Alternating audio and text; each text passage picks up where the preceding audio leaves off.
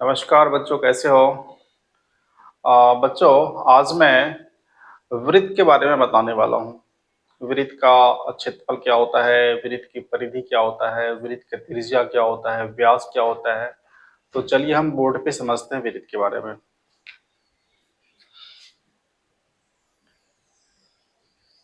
ये वृत्त का फिगर हो गया, त्रिज्या और व्यास पी क्यू ओ आर।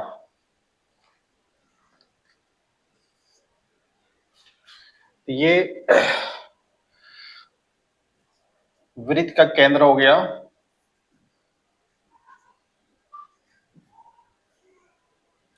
और ओ आर वृत्त की त्रिज्या हो गया और पी क्यू वृत्त का व्यास हो गया।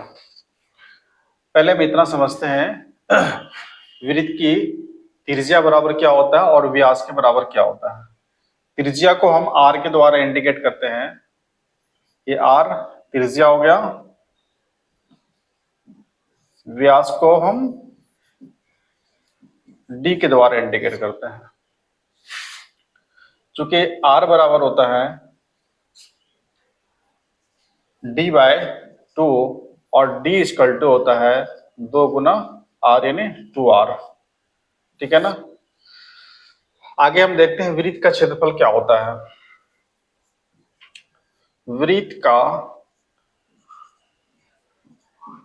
क्षेत्रफल होता है पाई आर स्क्वायर और परिधि होता है 2 पाई आर या पाई डी। बस इतना फॉर्मूला है। वृत्त में बहुत ज्यादा है ना लंबा चौड़ा फॉर्मूला होता नहीं है। बस इसको अगर आपने समझ लिया तो वृत्त संबंधी जो भी सवाल होगा उसको आप बहुत ही इजी तरीके से समझ सकते हैं।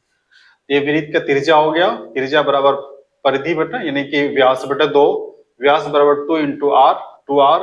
वृत्त का क्षेत्रफल पाई आर स्क्वायर, परिधि बराबर 2 पाई आर या पाई डी। तो चलिए हम इस पे हिसाब बनाते हैं। मान लेते हैं इसकी त्रिज्या है 14 सेंटीमीटर। तो पहले तो जैसा कि अभी हमने देखा है कि वृत्त का त्रिज्या हमने माना है 14 सेंटीमीटर। तो हम यहाँ लिखेंगे त्रिज्या बराबर 14 सेंटीमीटर। चूंकि वृत्त का क्षेत्रफल बराबर होता है पाई आर स्क्वायर, पाई का मान 22/7 गुना 14 का स्क्वायर,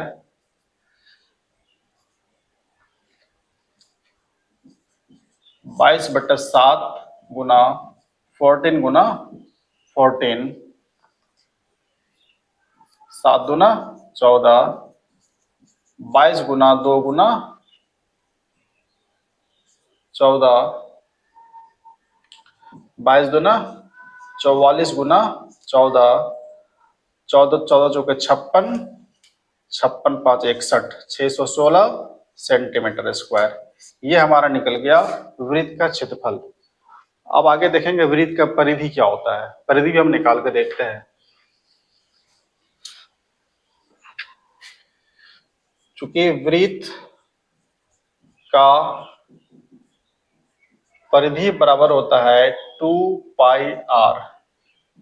2 पाई का मान 22/7, आर हमारा है 14, 7 दूना 14 यानी कि 2 गुना 22 गुना 2, 2 दूना 4 गुना 22, 22 चौका 88 सेंटीमीटर। इसका अगर स्क्रीनशॉट लेना चाहोगे आप स्क्रीनशॉट ले सकते हो। तो ये वृत्त का जितना भी फॉर्मूला है वो मैंने सब आपको इस वीडियो में डाल दिया है। आप इसका कंटिन्यू रिवाइजिंग करें तो वृत्त संबंधी जो भी सवाल होगा, चाहे वो 8 में हो, 9th में हो, 10th में हो, तो उसको आप आराम से सॉल्व कर सकते हैं। ठीक है बच्चों।